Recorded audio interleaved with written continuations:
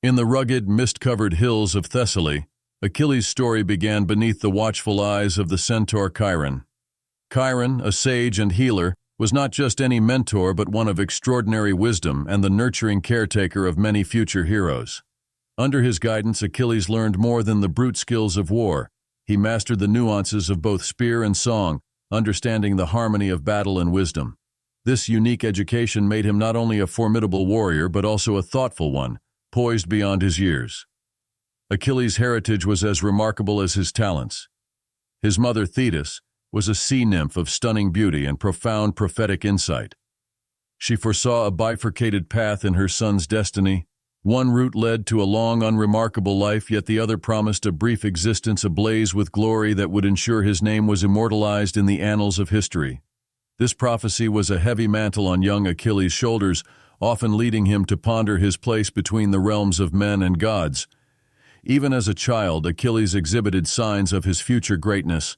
Once, to protect him from mortal harm, Thetis held Achilles by his heel and dipped him into the river Styx, rendering his body impervious to injury, except at the heel where she held him. This action, meant as a safeguard, ironically planted the seeds of his eventual downfall, weaving a tragic thread through the tapestry of his fate. As Achilles grew into manhood, his prowess and fame spread far and wide. Princes and kings sought his allegiance, and soon his participation in the looming conflict at Troy became inevitable.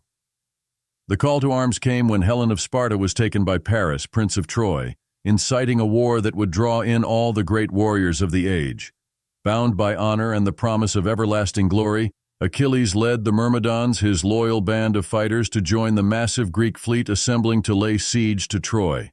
His heart was set not only on victory but on a destiny that would echo through the ages, fulfilling the prophecy that shadowed every stride towards his ultimate fate. The rage of Achilles. The war at Troy raged, its fires fueled by the pride and passions of gods and men alike. Achilles, with his Myrmidons, became a whirlwind of destruction on the battlefield, feared by Trojans and revered by Greeks. Yet, despite his valor and the swathes of enemies he felled, a storm brewed within the Greek camp that would challenge his allegiance and shake the very foundations of his fury. The conflict began over a prize of war, Briseis, a captive Trojan woman of great beauty and nobility. Achilles had claimed her as his own, not just as a spoil but with a complex blend of respect and protective affection. However, Agamemnon, the commander of the Greek forces, demanded her as compensation for having to relinquish his own war prize, Chryseis, to appease Apollo and end a plague afflicting the Greeks.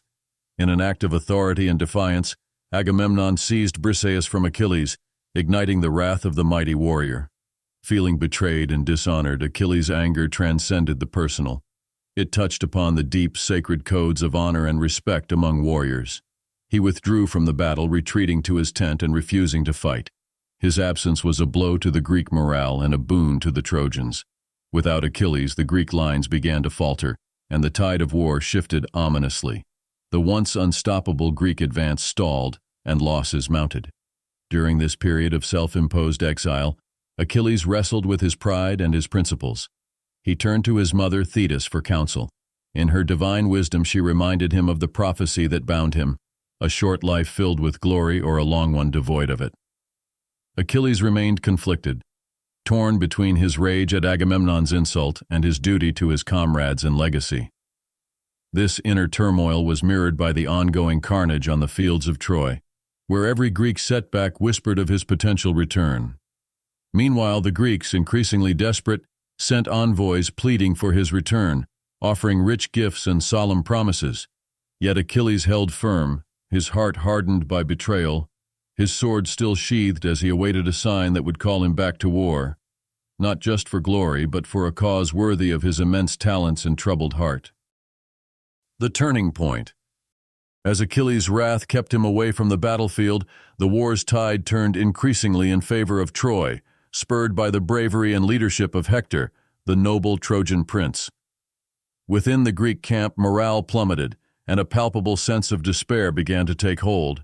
It was during this critical juncture that Patroclus, Achilles' closest companion and brother-in-arms, stepped forward, his heart heavy with the burden of seeing his comrades fall while their greatest warrior sat in seclusion. Patroclus approached Achilles with a plan born of desperation and loyalty. He proposed to don Achilles' distinctive armor and lead the Myrmidons into battle himself. His hope was to rekindle the Greeks' faltering courage and, by impersonating Achilles, to strike fear into the hearts of the Trojans. Moved by his friend's bravery and the dire circumstances, Achilles reluctantly agreed, lending Patroclus his armor but with a stern admonition to drive the Trojans back from the Greek ships and then withdraw immediately, avoiding any direct confrontation with Trojan leaders. Patroclus entered the battlefield with the fire of Achilles' legacy burning bright around him. His presence reinvigorated the Greek forces, who rallied at the sight of what they believed to be their invincible hero returned. Under Patroclus's command, the Greeks pushed the Trojans back, reclaiming ground lost in weeks of bitter fighting. However, in the heat of battle, carried by adrenaline and the thrill of combat, Patroclus ignored Achilles' command to retreat after the initial success. He pressed deeper into Trojan lines, seeking to achieve a decisive victory. This defiance of Achilles' orders led to a fateful encounter with Hector. The Trojan prince, deceived by the armor and thinking he faced Achilles himself, engaged Patroclus in a fierce duel. The fight was brutal and evenly matched until Hector, with a powerful thrust, pierced the armor and fatally wounded Patroclus. As he fell, the illusion shattered, revealing his true identity. The Trojans rejoiced while the Greeks retrieved his body in despair, their brief victory turning to ash. The news of Patroclus' death reached Achilles through Antilochus, who witnessed the fall. The grief that consumed Achilles was profound and transformative. It washed away all remnants of his previous anger and replaced it with a singular burning need for vengeance. This profound loss rekindled his warrior spirit, compelling him to return to the war, not for glory or pride, but for the love of his fallen friend. Clad once again in his own armor, Achilles prepared to unleash his fury upon the Trojans, setting the stage for a confrontation that would echo through the ages. The duel with Hector. The morning after Patroclus's death dawned heavy with grief and the ominous thrum of impending vengeance. Achilles, once absent from the fray, now stood at the forefront of the Greek lines, a specter of wrath incarnate. His eyes, dark with mourning and fury, sought out one figure on the battlefield: Hector, the slayer of Patroclus and the stalwart defender of Troy. Before engaging in battle, Achilles performed a solemn rite by the ships, calling upon the gods and his mother, Thetis, to bless his arms for the deadly task ahead. With new armor forged by Hephaestus himself, gleaming ominously under the Trojan sun, Achilles looked every part the demigod hero destined for glory and tragedy. As he charged into the Trojan ranks, none could stand before him. His grief fueled his strength, turning his advance into a blur of steel and blood, each step bringing him closer to Hector.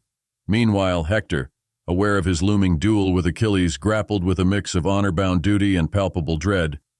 He had hoped to defend his city and people, but knew deep down the grim fate that likely awaited him at the hands of the enraged Achilles. When finally the two warriors faced each other outside the great walls of Troy, time seemed to halt.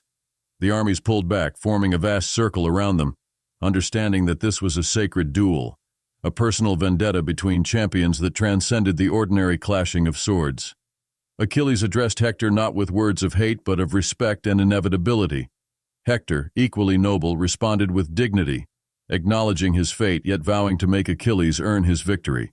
The duel commenced with a clash of spears and shields, each warrior displaying the pinnacle of their martial prowess. They circled and struck with lethal intent, their movements a dance of death watched by mortal and divine spectators alike. As the battle wore on, it became clear that Achilles' divine heritage and burning vengeance gave him the upper hand. Hector fought bravely and skillfully, but the disparity in their fates was evident. In a final powerful maneuver, Achilles found an opening and drove his spear through Hector's armor, fatally wounding the Trojan prince. With Hector's last breath, he begged Achilles to return his body to Troy for proper rites, fearing dishonor in death.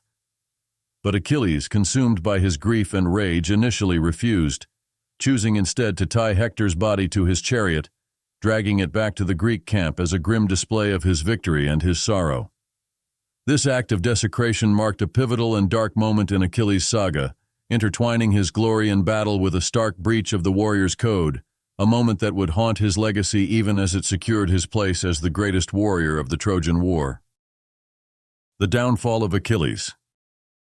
In the days following Hector's death, Achilles remained a dominant force on the battlefield, his presence both a rallying cry for the Greeks and a harbinger of doom for the Trojans. Yet, despite his triumphs, the shadow of his earlier actions lingered. Dragging Hector's body had tarnished his honor, and while he eventually conceded to return the prince's remains for burial, the act left a stain on his soul that no victory could cleanse. As the war dragged on, Achilles continued to be an unstoppable force, driven by a relentless pursuit of Trojan defeat. However, his own fate, long foretold by prophecies, drew ever closer. The gods who had watched and sometimes intervened in the Trojan War began to weave the final threads of Achilles' destiny. One fateful day, as Achilles stormed the gates of Troy once more, Paris, brother to Hector and the cause of the war through his abduction of Helen, took up his bow. Guided by Apollo, Paris released an arrow that struck the only vulnerable spot on Achilles' body, his heel. Struck down in his prime, Achilles' demise was as momentous as his life had been. The Greek hero fell, a poignant symbol of both the glory and the tragedy of the Trojan War. Achilles' death marked the beginning of the end for Troy, setting into motion the final acts of the lengthy conflict. His legacy, however, was far from diminished. In death, he became a legend, embodying the ultimate warrior ethos and the stark realities of heroism and sacrifice.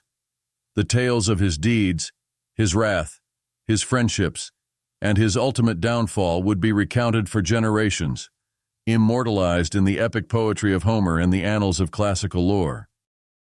As the echoes of Achilles' life faded with the fall of Troy, his legacy endured far beyond the smoldering ruins. The tale of Achilles, a blend of divine lineage and human frailty, continued to captivate. It served as a stark reminder of the dual paths of glory and destruction that heroes can tread. His story, rich with themes of valor, vengeance, and vulnerability, resonates through ages, reminding us that even in myth, the human spirit's complexities are timeless.